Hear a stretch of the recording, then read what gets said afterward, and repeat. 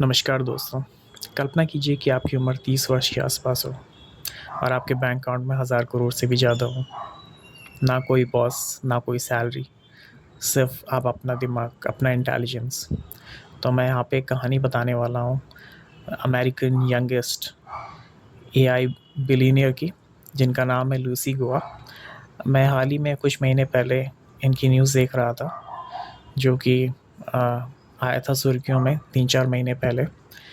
तो basically Lucy गुआ ने एट वेरी यंगेस्ट एज में कोडिंग सीख ली थी। जिस वक्त हम बहुत छोटे होते हैं और खेल कूद में हमारा ध्यान रहता है, वीडियो गेम्स वगैरह में और बाकी चीज़ों को एक्सप्लोर करने में, सीखने में, तो उस वर्ष में उन्होंने अपना एक ही माइंडसेट बना दिया कि मुझे कोडिंग सीखना है। कोडिंग का बहुत बड़ा हाइप था उस टाइम पे, इंटरनेट बूम पे था। तो उस वक्त उन्होंने कोडिंग को एक ऐसा मिसाल बना दिया कि मैं जो भी है सब कुछ जान लूँ इस चीज़ के बारे में। तो एट वेरी यंग एज उन्होंने कोडिंग स्टार्ट कर दी। वेरियस लैंग्वेजेस जैसे सी प्लस प्लस, जावा, ये सब चीज़ें लोग जो स्टूडेंट्स होते हैं आज के टाइम पे 11वीं 12वीं कक्षा के बाद सीखते हैं, या बहुत सारे 11वीं 12वीं कक्षा में सीखने लगे हैं अभी के टाइम पे। तो उन्होंने उसी वक्त अपनी थर्ड फोर्थ की क्लासेस में या फिफ्थ की क्लासेस में आते आते उन्होंने कोडिंग स्टार्ट कर दी और सीखनी स्टार्ट कर दी किताबें पढ़ पढ़ के, और सिर्फ ध्यान उनका एक ही था। तो यहाँ से एक चीज़ निकल के आई, मैंने बहुत ज़्यादा रिसर्च किया कि इस टाइप के इंटेलिजेंस लोग होते कैसे हैं। तो मैंने देखा कि उनका एक मोनोमैनिक नेचर रहता है।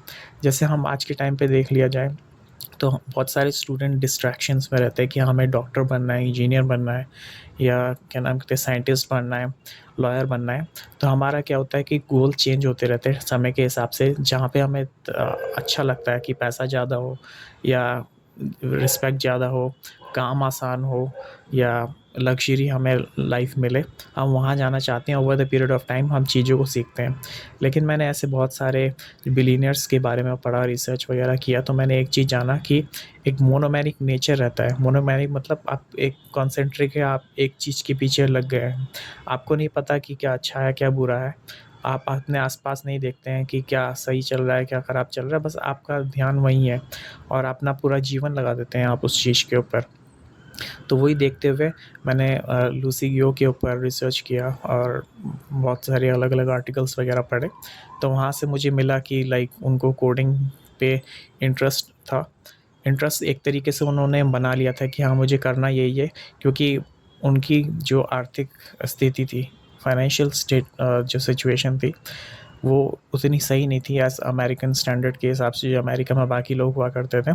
तो उन्होंने क्या किया कि मुझे अपना स्टैंडर्ड बढ़ाना है, तो उन्होंने कोडिंग स्टार्ट कर दिया और कोडिंग के बेसिस में उन्होंने फिर उसके बाद अपना दिमाग को और डीपर वे पे लेके जाके कि कैसे मैं इससे पैसा कमाना स्टार्ट कर दूँ। तो उन्होंने बहुत सारे अलग-अलग ऐप्स वगैरह भी जनरेट किया, जिसकी वजह से उन्हें रेवेन्यू जनरेट हुआ इंटरनेट।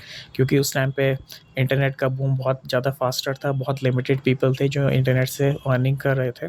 तो उन्होंने उसका बहुत गहराई से उसका एडवांटेज लिया, और आज कुछ ही साल पहले उनकी जो नेटवर्थ देखने को मिली है वो समथिंग 1.2 बिलियन के आसपास है। एग्जैक्टली मुझे पता नहीं है, बट उनकी, और ये सब चीज़ें हुई हैं जब एआई बूम्स हुआ, तो उनके स्टॉक प्राइसेस बढ़ गए कंपनी के, और जैसे देखा जाता है कि आज वो बिलीनियर है।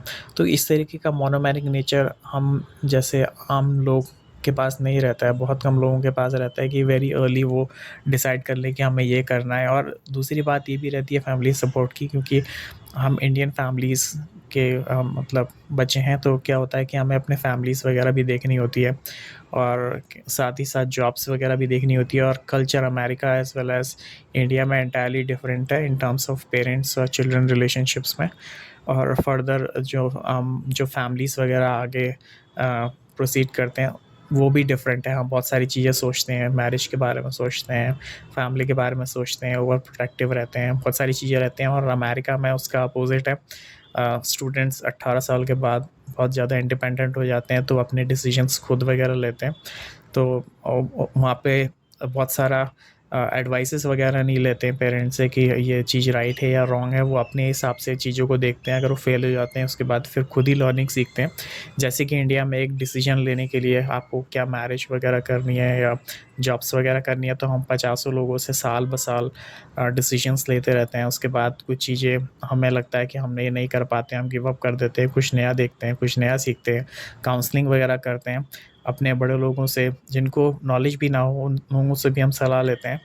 तो इस तरीके का अमेरिका में स्टैंडर्ड थोड़ा अलग है इस चीज़ों का।